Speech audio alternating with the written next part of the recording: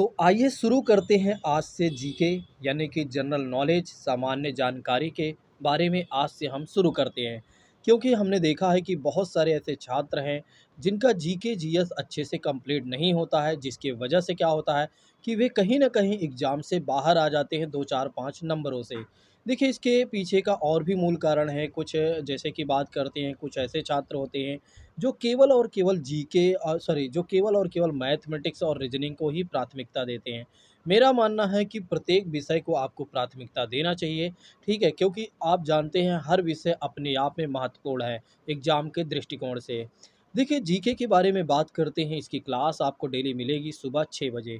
तो डेली सुबह 6 बजे सबसे पहले आप उठिए और जीके को आधे घंटे, 15 मिनट, 20 मिनट की जितनी भी मिनट की क्लास होती है उसको आप देखिए और उसके बाद ही आप कोई काम करिए।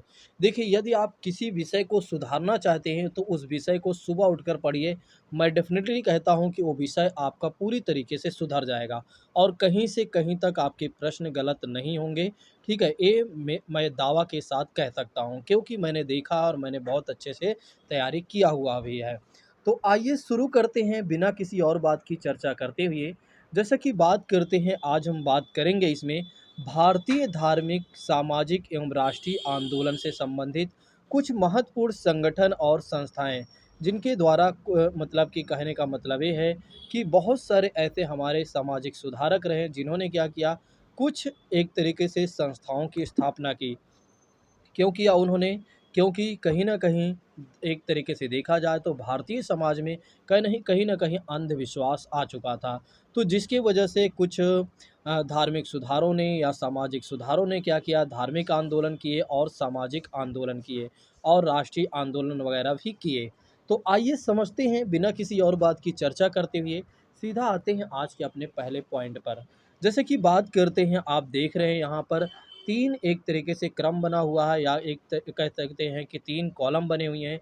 एक तो संस्थाएँ की बात की गई है और दूसरे कॉलम में अगर आप देखें तो स्थापना वर्ष के बारे में बताया गया है और तीसरे कॉलम के बारे में यदि आप देखें तो यहाँ संस्थापक के बारे में बताया गया है। मतलब कौन-सी संस्था है या कौन-सी संस्थाएँ हैं और किसकी उसकी स्थापना कब हुई थी और उसके संस्थापक कौन थे, इसके बारे में कहा गया है। तो आइए समझते हैं सबसे पहले एशियाटिक सोसाइटी की स्थापना किसने किया हुआ है और कब किया हुआ है। जैसे कि बात करते हैं, एशियाटिक सोसाइटी की स्थापना 1784 में किया गया और किसके द्वारा किया गया? विलियम जोन्स के द्वारा। तो ध्यान रखिएगा, एशियाटिक सोसाइटी की स्थापना किसके द्वारा किया गया है? तो विलियम जोन्स के द्वारा किया गया और कब किया गया है? 1784 में किया गया है। नेक्स्ट बात करते हैं, आत्मीय सभा के बारे में बात कर लेते हैं। बहुत ज़्यादा एग्जाम में पूछा जाता है कि आत्मीय सभा की स्थापना किसके द्वारा किया गया था और कब किया गया था। एक बार डेट अगर आप नहीं याद रखते हैं तो चलेगा, लेकिन आपको संस्था और संस्थापक के बारे में आपको पता होना चाहिए, यानी कि याद होनी चाहिए। जैसे आत्मीय सभा के बारे में बात करते हैं तो आत्मीय सभा के संस्थापक माने जाते हैं राजा राम मोहन राय जी माने जाते हैं। अभी इनके बारे में हम अच्छे से डिटेल में जानकारी कलेक्ट करेंगे।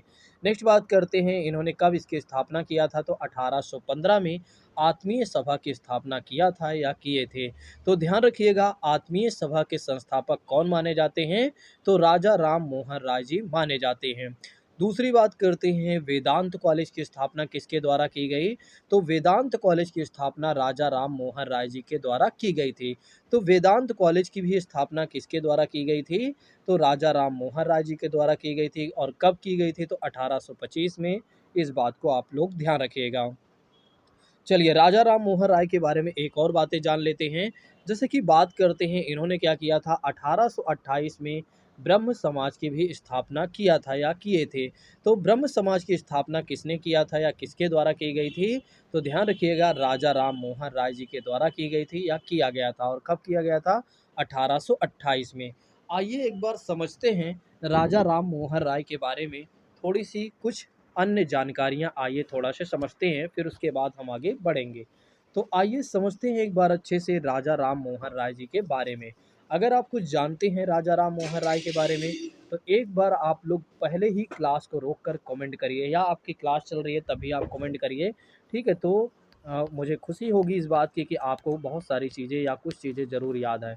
जैसे कि राजा राम मोहन राय के बारे में बात करते हैं, तो इन्हें माना जाता है नव जागरण का अग्रदूत माना जाता है। तो क्या माना जाता है इन्हें? नव जागरण का, थोड़ा सा शॉर्ट में मैं लिखूँगा। तो नव जागरण का अग्रदूत किसे माना जाता है? तो राजा राम मोहन राय को माना जाता है, इस बात को ध्यान रखिएगा।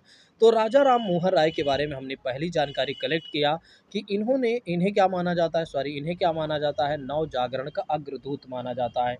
इन्हें आधुनिक भारत का पिता भी माना जाता है, तो ध्यान रखिएगा, इन्हें आधुनिक भारत का पिता भी माना जाता है, ठीक है। तो इन्हें आधुनिक भारत का पिता भी माना जाता है, इस बात को आप लोग ध्यान रखिएगा, भूलिएगा नहीं। इन्हें एक और नाम से जाना जाता है, इन्हें नव प्रभात का तारा भी कहा जाता है। क्या कहा जाता है? नव प्रभात का तारा भी कहा जाता है, इस बात को आप लोग ज़रूर ध्यान रखिएगा। तो इन्हें नव जागरण का अग्रदूत माना जाता है, आधुनिक भारत का पिता माना जाता है, नव प्रभात का तारा इन्हें माना जाता है, इस बात को ध्यान रखिएगा। देखिए इनके बारे में नेक्स्ट बात करते हैं, तो ये बहुभाषी विद थे। मतलब इन्हें कई भाषाओं का ज्ञान था, इस बात को आप लोग ध्यान रखिएगा। तो ये बहुभाषी विद थे, तो ठीक है, तो इस बात को आप लोग ज़रूर ध्यान रखिएगा कि बहुभाषी विद कौन थे? तो राजा राम मोहन राय जी थे। चलिए अब बात करते हैं कि इन्होंने किस क्षेत्र में ज़्यादा काम करना किया, यानी कि इन्होंने सबसे ज़्यादा किसका विरोध किया था? तो सबसे पहले बात करते हैं, इन्होंने क्या किया था? मूर्ति पूजा का विरोध किया था। तो ध्यान रखिएगा, राजा राम मोहन राय जी ने क्या किया था? मूर्ति पूजा का विरोध किया था। और इनके बारे में बात करते हैं तो ये एकेश्वरवाद पर बल देते हैं। मतलब ये कहते हैं कि ईश्वर एक ही है, हमें क्या करना चाहिए? ईश्वर को एक ही मानना चाहिए और अलग-अलग जो हम ईश्वर को मानते हैं, ऐसा हमें नहीं करना चाहिए। दूसरी बात करते हैं, इन्होंने क्या किया था? मूर्ति पूजा के बाद बात करते हैं तो जाति प्रथा का भी इन्होंने विरोध किया था। इन्होंने कहा कि जो समाज में ऊंच-नीची जाति का जो भावना है, ठीक है, या ऊंच-नीच जाति के जो लोगों में एक तरीके से सोच है, ऐसी चीज़ें नहीं होनी चाहिए। यानी कि जाति के आधार पर लोगों के साथ भेदभाव नहीं होना चाहिए, क्योंकि एक मानव दूसरे मानव के साथ अगर इस तरह से व्यवहार नहीं करता है, मतलब दुर्व्यवहार नहीं करता है, तो समाज अच्छा बना रहेगा। नेक्स्ट बात करते हैं, अभी हमने आपको बता ही दिया कि इन्होंने आत्मीय सभा का गठन भी किया हुआ है। और वेदांत कॉलेज की स्थापना की बात करते हैं तो इन्होंने वेदांत कॉलेज की स्थापना भी किया हुआ है, ये भी हमने आपको बता दिया है। नेक्स्ट बात करते हैं इनके बारे में, तो 1821 में बताया जाता है कि 1821 में बताया जाता है इनके बारे में कि इन्होंने क्या किया था? कलकत्ता में कहाँ पर? कलकत्ता में, ध्यान रखिएगा, यूनिटेरियन कमेटी की स्थापना की थी। तो यूनिटेरियन की भी स्थापना आप लोग ध्यान रखिएगा। तो यूनिटेरियन की स्थापना किसके द्वारा किया गया था या किसने की थी? तो राजा राम मोहन राय जी ने किया था। नेक्स्ट बात करते हैं, इन्होंने एक और जो महत्वपूर्ण इनकी एक संस्था कह सकते हैं या इनका एक तरीके से कह सकते हैं कि, हाँ, एक मिनट, सॉरी दोस्तों। तो जैसे कि बात करते हैं, इन्होंने एक महत्वपूर्ण संस्था की स्थापना की थी। और कब की थी इन्होंने? 20 अगस्त। ध्यान रखिएगा, ये आपके एग्जाम में बहुत ज़्यादा पूछा जाता है आज भी। तो 20 अगस्त 1828 की बात करते हैं, तो इन्होंने एक और काम किया था जो कि सबसे महत्वपूर्ण बात हो जाती है, ठीक, और सबसे ज़्यादा इसको छात्रों को ध्यान रखना पड़ता है। बात करते हैं, ब्रह्म समाज की स्थापना इन्होंने किया था। तो ध्यान रखिएगा, 20 अगस्त 1828 को इन्होंने क्या किया था? ब्रह्म समाज की स्थापना किया था। और क्यों किया था? क्योंकि इन्होंने ब्रह्म समाज की स्थापना करके सती प्रथा का जमकर विरोध किया था। जैसे कि बात करते हैं, इन्होंने सती प्रथा और बाल विवाह, ठीक है, तो इसको भी ध्यान रखिएगा। इन्होंने सती प्रथा का एक तरीके से विरोध किया था और बाल विवाह का विरोध किया था। सती प्रथा का मतलब ये हो जाता है, इसको समझ लीजिए, सती प्रथा का मतलब ये हो जाता है कि जैसे सती प्रथा का मतलब ये हो जाता है कि जैसे किसी के पति, मतलब कि कह सकते हैं एक जोड़े, यानी कि लड़का और लड़की की बात करते हैं या पति पत्नी की बात करते हैं। अगर किसी औरत के पति की डेथ हो जाती थी और उसका जब दाह संस्कार किया जाता था, तो उसी समय वो भी जलकर अपने आप को सती कर लेती थी। और उसी को कहा गया, एक तरीके से सती प्रथा कहा गया, जो कि एक तरीके से देखा जाए तो कहीं ना कहीं ये महिलाओं की स्थिति सबसे बेकार स्थिति मानी जाती है। क्योंकि सती प्रथा, आप सोचिए, किसी एक व्यक्ति की डेथ हो जा रही है और दूसरे व्यक्ति को भी अपने आप से डेथ करना पड़ रहा है, यानी कि अपने आप को मारना पड़ रहा है। सोचिए ऐसी कैसी व्यवस्था थी उस समय समाज में। तो सती प्रथा का इन्होंने जमकर विरोध किया था, इस बात को तो आपको ज़रूर ध्यान रखना है। तो ब्रह्म समाज की इन्होंने कब स्थापना किया था, तो ध्यान रखिएगा 1828 में किया था, 20 अगस्त 1828 में। नेक्स्ट बात करते हैं, इन्होंने हिंदू कॉलेज की जो स्थापना की थी, जो कि हमने आपको बता ही दिया है, ठीक है? इसके अभी हमने आपको बताया ही था कि हिंदू कॉलेज की इन्होंने जो स्थापना किया था, वो डेविड हेयर के सहयोग में किया था। नेक्स्ट बात करते हैं, इनकी एक पत्रिका है, इस बात को आप लोग ज़रूर ध्यान रखिएगा। ये पत्रिका से आपके एग्ज़ाम में क्वेश्चन पूछा जाता है या पूछ लिया जाता है कि भाई राजा राम मोहन राय जी के द्वारा कौन-सी पत्रिका जारी की जाती थी? इस बात को आप लोग ध्यान रखिएगा। इनकी पत्रिका का नाम था संवाद कौमुदी। तो इनकी पत्रिका का नाम क्या था मेरे प्रिय साथियों? इस बात को ध्यान रखिएगा, संवाद कौमुदी था और इन्होंने सती प्रथा पर निकाला था। तो ध्यान रखिएगा, सती प्रथा पर इन्होंने निकाला था कि एक तरीके से सती प्रथा जैसे चीज़ें जो समाज में चल रही हैं, उसको बंद होना चाहिए। अब देखिए सती प्रथा के बारे में थोड़ा से हम एक और बातें जान लेते हैं कि सती प्रथा को कब प्रतिबंध कर दिया गया। मतलब एक तरीके से कहने का मतलब ये है कि सती प्रथा को पूरी तरीके से कब प्रतिबंध लगा दिया गया कि सती प्रथा जैसे चीज़ें पूरी तरीके से बंद होनी चाहिए। जैसे कि बात करते हैं इसके बारे में तो 1829 में, जब यानी कि कहने का मतलब ये है कि जब भारत देश में ब्रिटिश सरकार की हुकूमत चल रही थी, तब क्या किया गया था 1829 में सती प्रथा पर पूरी तरीके से प्रतिबंध लगा दिया गया, यानी कि सती प्रथा को पूरी तरीके से बंद कर दिया गया। सती प्रथा को पूरी तरीके से बंद कर दिया गया, प्रतिबंध लगा दिया गया। और कब लगाया गया था? तो 1829 में, इस बात को ध्यान रखिएगा। नेक्स्ट बात करते हैं, इसमें एक और जानकारी कलेक्ट कर लेते हैं। जैसे कि बात करते हैं उस समय गवर्नर जनरल कौन था, यानी कि किसके आदेश पर एक तरीके से सती प्रथा को बंद किया गया था? तो लॉर्ड विलियम बेंटिक को ध्यान रखिएगा, जो भारत का गवर्नर जनरल था। तो भारत का गवर्नर जनरल था, इस बात को आप लोग ध्यान रखिएगा कि भारत का गवर्नर जनरल लॉर्ड विलियम कौन था? Lord William Bentinck. तो ध्यान रखिएगा, लॉर्ड विलियम बेंटिक जो था, इसने क्या किया था, एक तरीके से इसके आदेश पर या इसके कहने पर क्या किया गया, सती प्रथा को पूरी तरीके से प्रतिबंध लगा दिया गया भारत में। तो ध्यान रखिएगा 1829 में सती प्रथा को बंद किया जाता है, ठीक है? और राजा राम मोहन राय जी ने इसका सपोर्ट किया था कि सती प्रथा जैसे कुरीतियाँ जो समाज में विद्यमान है, इसे बंद होना ही चाहिए। ठीक है? तो इस बात को आप लोग ज़रूर ध्यान रखिएगा। और संवाद कौमुदी के बारे में यदि हम बात करते हैं, तो संवाद कौमुदी के बारे में यदि हम बात करते हैं, तो संवाद कौमुदी जो है, वो किसकी पत्रिका है? तो राजा राम मोहन राय जी के है, इस बात को ध्यान रखिएगा। अब राजा राम मोहन राय के बारे में थोड़ा से 1-2 पॉइंट और भी जान लेते हैं। ठीक है? आप देख ही रहे हैं, तो मेरा मानना ये होता है कि जब देख ही रहे हैं तो सब कुछ देख लें तो ज़्यादा अच्छा हो जाता है, ठीक है? उसी समय याद भी हो जाता है। तो राजा राम मोहन राय देखिए, राजा राम मोहन राय जी के बारे में बात करते हैं तो पहले इनका नाम केवल और केवल मोहन राम, मतलब कि एक तरीके से राजा राम नहीं था, यानी कि राजा हटा दीजिए, राम मोहन राय कह सकते हैं। तो इन्हें एक तरीके से क्या था कि जो मुग़ल शासक था, मुग़ल शासक की बात करते हैं, अकबर द्वितीय के बारे में बात करते हैं। कौन था? अकबर द्वितीय था, जिसने क्या किया था कि एक तरीके से राम मोहन राय की बात करते हैं, तो उनको उपाधि दिया था उसने राजा की। तब से उनका नाम क्या हो जाता है, तब से इनका नेम या उनका नेम क्या हो जाता है, राजा राम मोहन राय हो जाता है। तो ध्यान रखिएगा, राजा राम मोहन राय को उपाधि किसने, राजा की उपाधि किसने दिया था? तो अकबर द्वितीय ने दिया था राजा राम को, इस बात को ध्यान रखिएगा। ठीक है, भूलिएगा नहीं, ये बहुत ही महत्वपूर्ण पॉइंट है, ऐसे आपके एग्जाम में ज़रूर पूछ लिए जाते हैं क्वेश्चन कि भाई राजा राम मोहन राय जी जो थे, उन्हें राजा की उपाधि किसके द्वारा दी गई थी? तो आप लोग ज़रूर ध्यान रखिएगा, अकबर द्वितीय के द्वारा दी गई थी। अकबर द्वितीय के द्वारा दी गई थी, इस बात को ज़रूर ध्यान रखिएगा। इनकी 2 और पत्रिका थी, इसके बारे में भी आइए देख लेते हैं थोड़ा से, अगर आप लोग कहिए तो। चलिए देख ही लेते हैं, ज़्यादा अच्छा हो जाएगा। इनकी 2 और पत्रिका थी, एक तो थी 1822 में इन्होंने निकाली थी या निकाले थे। और उस पत्रिका का नेम था, आप लोग ध्यान रखिएगा, मिरात उल अखबार। क्या था? मिरात उल अखबार। क्या था? मिरात उल अखबार। तो ध्यान रखिएगा, मिरात उल अखबार के बारे में यदि बात करते हैं, तो ये उनकी पत्रिका थी और ये किस भाषा में थी? तो ये भाषा भी कई बार पूछ लिया जाता है, किस भाषा में थी? तो फ़ारसी भाषा में, ठीक है? तो इसको आप लोग ज़रूर ध्यान रखिएगा, फ़ारसी भाषा में मिरात उल अखबार इनकी पत्रिका थी, जो कि 1822 में प्रकाशित किया जा गया था या प्रकाशित किया जाता था 1822 से।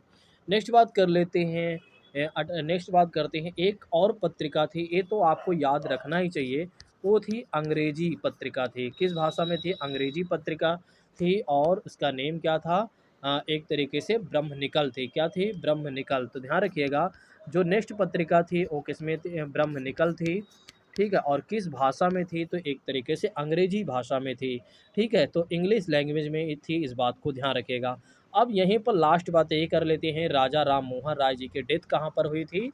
तो ये भी देख लीजिए, क्योंकि ये भी आपके एग्ज़ाम में हो सकता है पूछ ही ले, और एक चीज़ें छूट ही रहा था तो मैंने सोचा क्यों ना मैं आपको बता देता हूँ। तो 1833 में क्या हुआ था? 1833 में क्या हुआ था? राजा राम मोहन राय जी की डेथ हुई थी, और कहाँ पर हुई थी? बहुत सारे लोगों को ये बातें नहीं पता होगी, मुझे लगता है आज कुछ लोगों को पहली बार ये जानकारी पता हो रही होगी।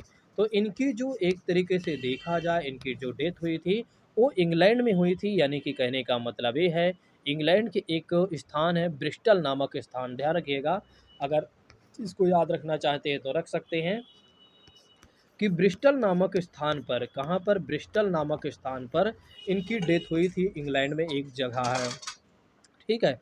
कब इनकी डेथ हुई थी? तो ध्यान रखिएगा 1833 में इनकी मृत्यु हुई थी।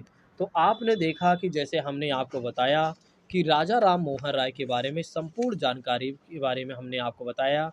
जैसे कि राजा राम मोहन राय के बारे में बात करते हैं, तो इन्हें एक तरीके से नव जागरण का अग्रदूत कहा जाता है, जो कि हमने आपको बता दिया। नव जागरण का अग्रदूत इन्हें कहा जाता है, ये हमने आपको बताया। आधुनिक भारत का पिता इन्हें कहा जाता है, ये भी हमने आपको बता दिया, और साथ ही साथ हमने ये भी आपको बता दिया कि नव प्रभात का तारा भी इन्हें कहा जाता है। इन्होंने जॉन डीवी के यहाँ दीवान के रूप में नौकरी किया था, ये मैंने आपको नहीं बताया था, लेकिन अब याद आ गया तो ये भी मैं आपको बता दे रहा हूँ। नेक्स्ट बात कर लेते हैं, ये बहुभाषी विद थे, क्योंकि इन्हें कई भाषाओं का ज्ञान था। नेक्स्ट बात करते हैं, इन्होंने क्या किया था? मूर्ति पूजा का विरोध किया था। इन्होंने जाति प्रथा का विरोध किया था। इन्होंने कहा कि भाई जाति प्रथा की वजह से क्या है कि कहीं न कहीं उच्च जाति, निम्न जाति में क्या हो रहा है कि एक तरीके से भेदभाव हो रहा है। मतलब एक मानव दूसरे मानव के साथ कहीं न कहीं भेदभाव कर रहा है। आत्मीय सभा का इन्होंने गठन किया था। फिर हमने आपको बताया था कि 1816 में अगर देखा जाए, तो वेदांत सोसाइटी की भी स्थापना इन्होंने किया था। 1821 में हमने आपको बताया था इनके बारे में कि यूनिटेरियन यूनिटेरियन कमेटी की भी स्थापना इन्होंने किया था, और 20 अगस्त अगर देखा जाए, 20 अगस्त 1828 को इन्होंने क्या किया था? ब्रह्म समाज की स्थापना किया था, इस बात को आप लोग ज़रूर ध्यान रखिएगा। नेक्स्ट बात करते हैं, इन्होंने और किसका विरोध किया था? तो इन्होंने कहा कि समाज में जो बाल विवाह हो रहा है, यानी कि बच्चों का कम ही उम्र में जो शादी विवाह किया जा रहा है, वो बिल्कुल गलत है। ऐसा समाज का निर्माण नहीं होना चाहिए, यानी कि बाल विवाह ख़त्म होना चाहिए, ठीक है? एक मैच्योर होने पर ही शादी होनी चाहिए। एक मतलब कहने का मतलब ये है, एक उम्र के हिसाब से ही बच्चों की शादी होनी चाहिए, यानी कि लड़का और लड़की की शादी होनी चाहिए। इन्होंने सती प्रथा का भी जमकर विरोध किया था, और कई बार तो ज़्यादातर इनके बारे में पूछा जाता है कि सबसे ज़्यादा इन्होंने किस पर विरोध किया था? तो सती प्रथा पर इन्होंने विरोध किया था। जाति व्यवस्था का इन्होंने भी विरोध किया था, वो तो हमने आपको बता ही दिया। नेक्स्ट बात कर लेते हैं, इनकी एक पत्रिका थी, सती प्रथा कब बंद किया गया था, ये भी हमने आपको बताया था। वैसे हाँ, इनकी एक पत्रिका थी, उसको देख लेते हैं, और उसी समय हमने आपको बताया था। तो इनकी पत्रिका थी, एक पत्रिका थी, वो थी कौमुदी, जो कि सती प्रथा पर प्रकाशित की जाती थी। 1829 में क्या किया जाता है? सती प्रथा को बंद किया जाता है। और तब भारत का गवर्नर जनरल कौन था? तो ध्यान रखिएगा, भारत का गवर्नर जनरल था लॉर्ड विलियम बेंटिक था। भूलिएगा नहीं, क्योंकि बहुत ज़्यादा आपके एग्जाम में पूछा जाता है। नेक्स्ट बात करते हैं, इन्हें राजा की पदवी किसने दिया था? तो इन्हें राजा की पदवी दिया था अकबर द्वितीय ने दिया था, इस बात को ज़रूर ध्यान रखिएगा। और राजा राम मोहन राय जी के बारे में यदि हम बात करते हैं, इन्होंने दो और पत्रिका निकाली थी या निकालते थे, एक तरीके से मिरात उल अखबार, वो किस भाषा में थी? तो इस बात को ध्यान रखिएगा, फारसी भाषा में। और दूसरी बात करते हैं, दूसरी पत्रिका इनकी कौन सी थी? तो ब्रह्म निकल, भैया इसको आप लोग ज़रूर याद रखिएगा, ठीक है? ब्रह्म निकल, इसके बारे में आप लोग ज़रूर याद रखिएगा। तो ब्रह्म निकल को आप लोग ज़रूर ध्यान रखिएगा, वो अंग्रेजी में थी। ठीक है, भूलिएगा नहीं किस भाषा में थी, अंग्रेजी में थी। और इनकी डेथ कब हुई थी मेरे प्रिय साथियों, तो 1833 में इंग्लैंड में हुई थी और ब्रिस्टल नामक स्थान पर हुई थी। तो आज अभी हमने आपको देखिए कि एक पॉइंट से हमने कई पॉइंट आपको समझा दिया। ठीक है, आपने देखा कि एक पॉइंट से हमने आपको कई पॉइंट समझा दिया। अब आइए बात करते हैं नेक्स्ट चीज़ों के बारे में। आइए अच्छे से समझते हैं नेक्स्ट चीज़ों के बारे में। ठीक है, तो यदि आप सभी लोगों को क्लास बेहतर लग रही है तो आप क्या कर दीजिए, जल्दी से कमेंट करके आप हमें बताइए, कन्फर्म कीजिए कि यस सर हमें बहुत अच्छे से समझ में आ रहा है। इसी तरह से आप पढ़ाते रहिए, आगे आगे 2-3 महीने में हमारा जीके जीएस बहुत अच्छा हो जाएगा। जैसे कि बात करते हैं नेक्स्ट बात करते हैं युवा बंगाल आंदोलन के बारे में बात करते हैं। जैसे कि बात करते हैं भाई, युवा बंगाल आंदोलन की स्थापना किसने किया था, तो हेनरी लुई विवियन डेरोजियो ने किया था। तो इस बात को आप लोग ज़रूर ध्यान रखिएगा, क्योंकि ऐसे प्रश्नों को आप गलत कर देते हैं। अब आपका प्रश्न गलत नहीं होना चाहिए। ठीक है, कि एक तरीके से युवा बंगाल आंदोलन के बारे में आप लोग ज़रूर ध्यान रखिएगा। और इसे अगर देखा जाए तो यंग बंगाल आंदोलन के नाम से भी जाना जाता है। ठीक है, कब इसकी स्थापना की गई थी, तो 1826 में इसकी स्थापना की गई थी। किसके द्वारा की गई थी, तो हेनरी लुई विवियन डिरोजियो के द्वारा की गई थी। दरअसल इनके बारे में बात करते हैं तो यह आंदोलन जो किया गया था, इसमें इन्होंने क्या किया था, इन्होंने एक तरीके से देखा जाए तो जो हेनरी लुई विवियन डिरोजियो जी हैं, एक तरीके से देखा जाए इनके बारे में तो ये हिंदू कॉलेज के प्राध्यापक रहे थे। और ये फ्रांसीसी क्रांति से प्रभावित थे। दरअसल ये फ्रांसीसी क्रांति से प्रभावित थे और इन्होंने एक तरीके से छात्रों को इकट्ठा करके उन्हें कहा कि आपको क्या करना चाहिए, यानी कि हमें क्या करना चाहिए, विवेक ढंग से पूर्ण से सोचना चाहिए। जैसे कि इन्होंने कहा कि हमें समानता के बारे में सोचना चाहिए, हमें स्वतंत्रता के बारे में सोचना चाहिए और हमें सत्य के बारे में जानना चाहिए। लेकिन दरअसल क्या होता है, कुछ समय पश्चात क्या होता है, इनकी डेथ हो जाती है। किसकी डेथ हो जाती है, तो हेनरी लुई विवियन डेरोजियो की बात कर रहे हैं हम ना। तो इनकी डेथ हो जाती है और फिर क्या होता है, इनके काफ़ी अनुयायी होते हैं। जैसे कि बात करते हैं उनके अनुयायी का नाम, बात करते हैं तो मोहन बनर्जी का नेम आप ध्यान रखना चाहते हैं तो रख सकते हैं, नहीं ज़्यादा कोई इशू नहीं है। ठीक है, राम गोपाल घोष की बात करते हैं तो ऐसे इनके अनुयायी थे। बस इसमें ये बात ध्यान रखना है कि इनके अनुयायियों ने किस चीज़ की मांग की थी। तो इनके अनुयायियों ने, यानी कि इनके फॉलोवर, अनुयायी उन्हें कहा जाता है जो इनके फॉलोवर थे। ठीक है, तो इनके अनुयायियों के बारे में बात करते हैं। एक मिनट दोस्तों, थोड़ा सा इसको इरेज करना पड़ेगा। ठीक है, ए रहा इरेज, देखिए एक बार में हो गया ना। तो चलिए इसको समझ लेते हैं। तो दरअसल हेनरी लुई हेनरी लुई विवियन डिरेजियो के बारे में बात करते हैं तो इनके जो अनुयायी थे, यानी कि जो इनके फॉलोवर थे, उन्होंने क्या मांग किया था। ठीक है, तो उन्होंने क्या मांग किया था या किस चीज़ की बहुत ज़्यादा ज़ोर से मांग किया था या की थी। तो इन्होंने, जो इनके अनुयायी थे, उन्होंने एक तरीके से नारी की शिक्षा, मतलब इन्होंने कहा कि नारी को भी शिक्षा मिलनी चाहिए, यानी कि महिलाओं को भी शिक्षा मिलनी चाहिए। ठीक है, और नारी अधिकारों, यानी कि नारी महिलाओं को भी अधिकार होने चाहिए, क्योंकि पहले क्या थे कि महिलाओं को ज़्यादा अधिकार नहीं दिए जाते थे। तो कहीं न कहीं इसकी वजह से ये बहुत ज़्यादा एक तरीके से आंदोलन चर्चा में आ जाता है। तो ध्यान रखिएगा एक तरीके से इनके बारे में, युवा बंगाल आंदोलन या यंग बंगाल आंदोलन। ठीक है, तो इस बात को भी ध्यान रखिएगा, युवा बंगाल आंदोलन या यंग बंगाल आंदोलन भी आ जाता है, तब भी वही बात कही जाएगी। इसकी स्थापना कब की गई, तो 1826 में की गई। और किसके द्वारा किया गया, या किसके द्वारा की गई, तो ये बात ज़रूर ध्यान रखिएगा, हेनरी लुई विवियन डिरीजियो के द्वारा। इनके बारे में हमने आपको पहली बातें बताया, एक बार फिर से आप रिवीजन कर लीजिए। इनके बारे में हमने आपको पहली बात बताई, जैसे कि बात करते हैं, ये फ्रांसीसी क्रांति से प्रभावित थे। दूसरी बात हमने आपको बताया कि ये हिंदू कॉलेज के प्राध्यापक भी थे। इस बात को भी ध्यान रखना चाहते हैं तो रख सकते हैं। लेकिन इन्होंने क्या किया, बहुत सारे छात्रों को इकट्ठा करके इन्होंने कहा कि हमें विवेक ढंग पूर्ण से सोचना चाहिए, अपने दिमाग से सोचना चाहिए कि समानता और शिक्षा, और एक तरह समानता, स्वतंत्रता और सत्य के बारे में हमें सोचना चाहिए और समझना चाहिए। और दरअसल क्या होता है, कुछ समय पश्चात क्या होता है, इनकी डेथ हो जाती है। और जिसके कारण क्या होता है फिर इनके कई अनुयायी बन जाते हैं, कई इनके फॉलोअर बन जाते हैं, क्योंकि कहीं न कहीं इनके विचारों से बहुत सारे लोग क्या हो जाते हैं, प्रभावित हो जाते हैं।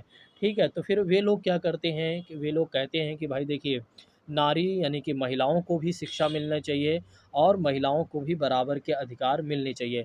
तो नारी शिक्षा और महिलाओं का अधिकारों के बारे में आप लोग ध्यान रखिएगा, ठीक है? तो इनके अनुयायियों के द्वारा माँग की गई थी। अभी हमने आपको राजा राम मोहन राय के बारे में संपूर्ण जानकारी दे दिया है। अब मुझे नहीं लगता कि आपको राजा राम मोहन राय के बारे में दोबारा पढ़ना पड़ेगा। अब बात कर लेते हैं तत्वबोधिनी सभा के बारे में बात कर लेते हैं।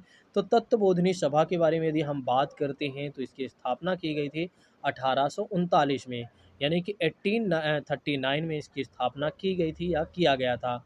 किसके द्वारा किया गया था? तो देवेंद्र नाथ ठाकुर के द्वारा किया गया था, या देवेंद्र नाथ टैगोर भी आ जाता है। ठीक है? तो ये बात भी ध्यान रखिएगा, देवेंद्र नाथ ठाकुर के द्वारा क्या किया जाता है? तत्वबोधिनी सभा का स्थापना किया जाता है। और कब किया जाता है? 1839 में। नेक्स्ट बात करते हैं ब्रिटिश सार्वजनिक सभा के बारे में, आइए देख लेते हैं। दादा भाई नौरोजी के बारे में आइए देख लेते हैं।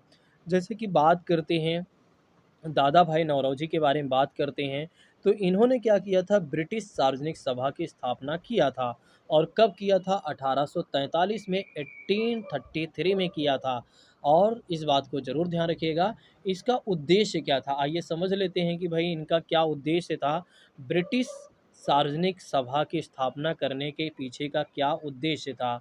जैसे कि इन्होंने एक तरीके से लोगों में राष्ट्रवाद की भावना को जगाना चाहा। इन्होंने कहा कि लोगों में क्या होना चाहिए? एक नेशनैलिटी आनी चाहिए। लोगों में क्या आनी चाहिए? नेशनैलिटी की भावना आनी चाहिए कि भाई हमें अपने देश के लिए कुछ ना कुछ ज़रूर करना है। इन्होंने कहा कि हमारे युवाओं में और हमारे लोगों में इस बात का जोश आना चाहिए, इस बात की जानकारी उनको होनी चाहिए कि हमें अपने देश के लिए कुछ ना कुछ करना चाहिए। यानी कि भारत जैसे देश में रहकर हम किसी दूसरे के गुलाम नहीं रह सकते हैं। तो कहीं न कहीं ये लोगों को प्रोत्साहित कर रहे थे कि लोगों में राष्ट्रवाद की भावना आए, और राजनीतिक शिक्षा को प्रोत्साहित किया था। इन्होंने कहा कि लोगों में क्या आनी चाहिए? राजनीतिक शिक्षा भी आनी चाहिए। मतलब कहने का मतलब ये है कि लोगों में पॉलिटिकल शिक्षा, एजुकेशन भी आनी चाहिए। उन्हें पता चलना चाहिए कि क्या जो हो रहा है, क्या वो सही है या नहीं? अगर सही है तो कितना सही है, अगर गलत है तो कितना सही है? लोगों में एक तरीके से आत्मनिरीक्षण करने या खुद के निरीक्षण करने में आना चाहिए, जिससे समाज में जो समस्याएँ फैली हुई हैं ब्रिटिश सरकार के द्वारा, उसको दिन पे दिन ख़त्म किया जा सके। अब बात कर लेते हैं परमहंस मंडली के बारे में, बात कर लेते हैं थोड़ा से। तो परमहंस मंडली के बारे में बात करते हैं, तो ये इसकी शुरुआत अगर हुई थी, अगर थोड़ा से मैं और पीछे जाता हूँ, तो परमहंस मंडली के बारे में बात करते हैं तो 1849 से 50 में आत्माराम पांडुरंग और बालकृष्ण जयकर और दादो पांडु ने क्या किया था? इसकी मतलब स्थापना की थी। ठीक है? और इन सभी लोगों ने मिलकर किया था। ठीक है? लेकिन इसमें क्या है, गोपाल हरि देशमुख की बात करते हैं, तो इन्होंने भी महत्वपूर्ण भूमिका निभाई थी। इन्होंने एक तरीके से महाराष्ट्र में समाज सुधार आंदोलन चलाया था, इस बात को ध्यान रखिएगा। तो समाज सुधार आंदोलन किसके द्वारा चलाया गया था? तो गोपाल हरि देशमुख के द्वारा चलाया गया था। ठीक है? इन्हीं को श्रेय जाता है। इसी क वैसे तो इसमें बहुत सारे लोग थे, जैसे कि बात करते हैं, अगर परमहंस मंडली के बारे में बात करते हैं, तो इसमें नेम आता है, एक तरीके से देखा जाए तो आत्माराम पांडुरंग का आता है, बालकृष्ण जयकर का आता है, और ददोबा पांडुरंग का नेम आता है। तो इन सभी लोगों का नेम आता है, क्योंकि ये सभी लोग क्या करते हैं कि कहीं न कहीं परमहंस मंडली की स्थापना करने में अपनी सहायता दी थी। लेकिन दरअसल माना जाता है कि महाराष्ट्र में जो सामाजिक सुधार आंदोलन तेजी के साथ चला था, वो चला था गोपाल हरि देशमुख के द्वारा ही चला गया था। ठीक है? या चलाया गया था, इनके द्वारा ही चला था। ठीक है? और इसीलिए ये जो आंदोलन था लोकहितवादी के नाम से प्रसिद्ध था। ठीक है? तो एक तरीके से अगर देखा जाए तो महाराष्ट्र में क्या था, एक मिनट दोस्तों, इसे मुझे इरेज करना पड़ेगा। ठीक है? एक मिनट, हाँ, एक मिनट, हाँ, थोड़ा सा जैसे कि बात करते हैं, आइए समझते हैं अब। जैसे कि बात करते हैं गोपाल हरि देशमुख के बारे में, यदि हम बात करते हैं, तो गोपाल हरि देशमुख ने क्या किया था? महाराष्ट्र में समाज सुधार आंदोलन चलाया था। ठीक है? तो इस बात को आप लोग ज़रूर ध्यान रखिएगा, समाज सुधार आंदोलन। और यही आंदोलन क्या होता है, किस नाम से जाना जाता है, तो यही आंदोलन लोकहितवादी के नाम से, किसके नाम से जाना जाता है, तो एक तरीके से ध्यान रखिएगा लोकहितवादी के नाम से प्रसिद्ध होता है। किसके नाम से, लोकहितवादी के नाम से यह आंदोलन प्रसिद्ध होता है या प्रसिद्ध था, या इस बात को जरूर ध्यान रखिएगा। दरअसल नेक्स्ट बात करते हैं, तो इन्होंने कई पत्र भी लिखा था। अगर देखा जाए तो एक पत्र था सतपत्रे, ठीक है, उस सतपत्रे अगर आप याद रखना चाहें तो रखें, नहीं तो कोई इशू नहीं है। ठीक है, तो सतपत्रे भी अगर आप ध्यान रखना चाहें तो रखें, नहीं तो कोई इशू नहीं है। ठीक है, तो मुझे लगता है इसको छोड़ देना चाहिए, क्योंकि बहुत ज़्यादा अगर आप याद करेंगे तो फिर कुछ नहीं याद होगा। चलिए अब आइए बात कर लेते हैं दादा भाई नौरोजी के बारे में थोड़ा से, एक पॉइंट और भी है यहाँ पर। ठीक है, तो जैसे गोपाल हरे कृष्ण के बारे में हमने जान ली, सॉरी, गोपाल हरे देशमुख के बारे में हमने जान लिया, परमहंस मंडली के बारे में हमने अच्छे से समझ लिया। आइए समझ लेते हैं थोड़ा से दादा भाई नौरोजी के बारे में एक और बातें, वैसे इसको ऐसे याद कर लीजिए, छोड़ दीजिए। ठीक है, तो रहनुमाई माजदा यान सभा, तो रहनुमाई माजदा यान सभा की स्थापना किसके द्वारा किया गया था, दादा भाई नौरोजी के द्वारा किया गया था। और कब किया गया था, 1851 में किया गया था। बस इतना ही ध्यान रखिएगा, चलेगा। ठीक है, क्योंकि अगर आप ज़्यादा पढ़ेंगे तो कई बार क्या होता है कि कहीं ना कहीं आप भूल जाते हैं। ठीक है, तो इसलिए आपको कुछ चीज़ें छोड़ना भी है और कुछ चीज़ें याद भी करना है। ठीक है, जो छोड़ना है उतना ज़्यादा आपको प्राथमिकता नहीं देना है, वो मैं आपको बता दूंगा। आइए अब बात कर लेते हैं लास्ट पॉइंट के बारे में, आज देख लेते हैं। वैसे क्लास बड़ी हो गई है, लेकिन फिर भी थोड़ा से बचा हुआ है, तो मुझे लगता है कि एक पॉइंट के बारे में जान लेना चाहिए। ठीक है, एक पॉइंट है लेकिन ज़्यादा बड़ा नहीं है, और इसमें लेकिन बहुत ही महत्वपूर्ण चीज़ें दी गई हैं। ठीक है, हो सकता है अभी जो एमटीएस का एग्ज़ाम होने वाला है कुछ छात्रों का, उनका भला हो जाए, हो सकता है इसमें से क्वेश्चन आ जाए। ठीक है, तो जैसे कि बात करते हैं बालिका विद्यालय की स्थापना किसके द्वारा किया गया था, तो बालिका विद्यालय की स्थापना ज्योतिबा फुले के द्वारा किया गया था। और कब किया गया था, 1851 में किया गया था। तो 1851 में क्या किया गया था, ज्योतिबा फुले की स्थापना किया गया था। इस बात को आप लोग ज़रूर ध्यान रखिएगा। अब आइए समझ लेते हैं ज्योतिबा फुले के बारे में, थोड़ा से आइए समझते हैं ज्योतिबा फुले के बारे में, बात करते हैं। ठीक है, तो जैसे कि बात करते हैं ज्योतिबा फुले के बारे में, ठीक है, तो ये मान के चलिए हमने शॉर्ट फॉर्म में लिख दिया। ठीक है, क्योंकि आप जानते हैं लिखने में काफ़ी ज़्यादा समय लगता है। फिर ज्योतिबा फुले के बारे में थोड़ा से अन्य जानकारी के बारे में आइए देखते हैं। तो जैसे कि बात करते हैं, इन्होंने महाराष्ट्र में आंदोलन चलाया था, और निम्न जाति आंदोलन इन्होंने चलाया था। क्या चलाया था, निम्न जाति आंदोलन चलाया था। दरअसल अगर बात करते हैं तो ब्राह्मणों और वैश्यों के विरोध में इन्होंने, यानी कि ब्राह्मणों और वैश्य वर्ग के लोगों के विरोध में इन्होंने निम्न जाति आंदोलन चलाया था। ठीक है, तो आइए समझ लेते हैं और भी चीज़ें। दरअसल बात करते हैं सत्य शोधक समाज की इन्होंने स्थापना किया था। ठीक है, तो इन्होंने अगर बात करते हैं तो इन्होंने किसकी स्थापना किया था, तो सत्य शोधक समाज की, ध्यान रखिएगा किसकी स्थापना इन्होंने किया था, तो सत्य शोधक समाज की स्थापना इन्होंने किया था। तो ये हमारे एग्जाम में ज़रूर पूछा जाता है कि सत्य शोधक समाज की स्थापना किसने किया था, तो ज्योतिबा फुले ने किया था, इस बात को ध्यान रखिएगा। और कब किया था इन्होंने, तो कब किया था इन्होंने, 1873 में किया था। कब किया था इन्होंने, 1873 में किया था।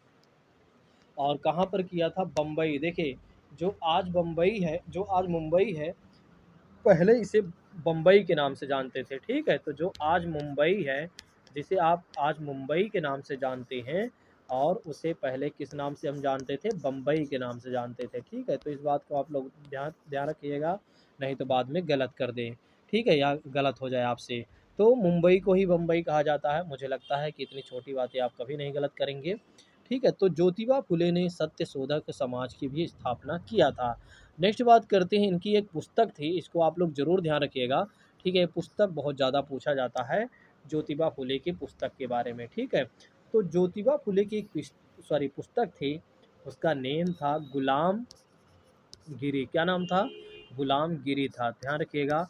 गुलाम गिरी क्या पुस्तक का नेम था, सॉरी एक मिनट, तो गुलाम गिरी इनकी पुस्तक का नेम था, इस बात को आप लोग ध्यान रखिएगा। तो गुलाम गिरी आप लोग ज़रूर ध्यान रखिएगा, भूलिएगा नहीं। ठीक है, इस तरह की चीज़ें अगर आप भूल जाते हैं तो ये मान के चलिए एक नंबर कहीं ना कहीं आपका कट जाता है या कट जाएगा। ठीक है, तो अगर बात करते हैं इनकी पुस्तक का नेम क्या था, तो इस बात को ध्यान रखिएगा, तो वो था गुलाम गिरी। एक और पुस्तक थी, अब मुझे याद आ रहा है तो मुझे लगता है कि इसके बारे में भी आपको बता देना चाहिए। इनकी एक और पुस्तक थी जिसका नेम था सार्वजनिक सत्य धर्म पुस्तक की बात करते हैं। तो पुस्तक का नेम क्या था दोस्तों? तो ये पुस्तक का नेम था सार्वजनिक, क्या नाम था पुस्तक का नेम? फिर से याद रखिएगा, सार्वजनिक सत्य धर्म पुस्तक। क्या था? सार्वजनिक सत्य धर्म पुस्तक। क्या नेम था पुस्तक का? सार्वजनिक धर्म सत्य पुस्तक। ठीक है।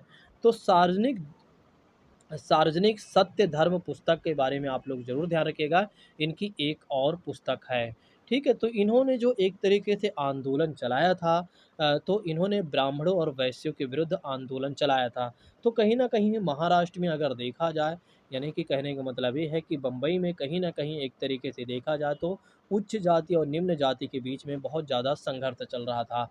मतलब उच्च जातियों के द्वारा क्या है कि जैसे कि निम्न जातियों का एक तरीके से देखा जाए तो कहीं न कहीं शोषण किया जाता था। इसके वजह से क्या हुआ कि ज्योतिबा फुले ने क्या किया था, सत्यशोधक समाज की स्थापना किया था। ठीक है? और इनके बारे में हमने आपको बताया कि सत्यशोधक समाज के बारे में हमने आपको सॉरी इनके 2 पुस्तक के नाम हमने आपको बता दिया। एक तो गुलामगिरी के बारे में आप लोग ध्यान रखिएगा और दूसरी बात आप लोग ध्यान रखिएगा, सार्वजनिक सत्य धर्म पुस्तक के बारे में आप लोग ज़रूर ध्यान रखिएगा।